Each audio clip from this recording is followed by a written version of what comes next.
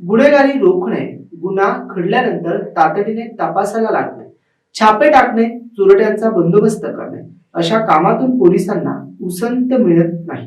मनुष्यबळ कमी असले तरी पोलीस दिवस रात्र कर्तव्य बजावतात. ही कामे करतानाच खाकीतील माणुसकीचे दर्शन झाले.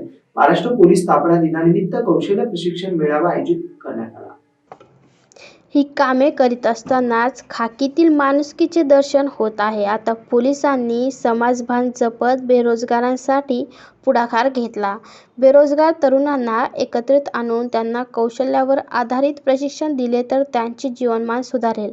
या हेतूने ग्रामीण पोलीस अधीक्षकांनी विडा उचलला. त्यासाठी प्रथम एज्युकेशन फाउंडेशनच्या मदतीने मोफत निवासी प्रशिक्षण सुरू होत आहे. त्यासाठी पोलीस अधीक्षक कार्यालयातर्फे महाराष्ट्र पोलीस स्थापना दिनानिमित्त आयोजित कौशल्य प्रशिक्षण व रोजगार मेळाव्यात 750 बेरोजगार तरुणांना नोंदी केल्या आहेत.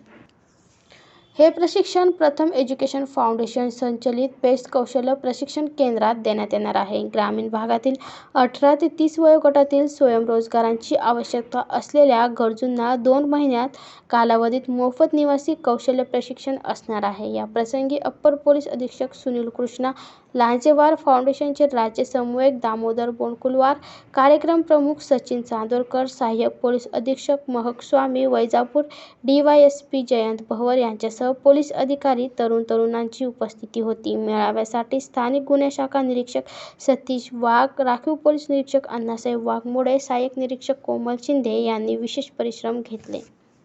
Bureau report AI news, Chhatrapati Sambhajinagar.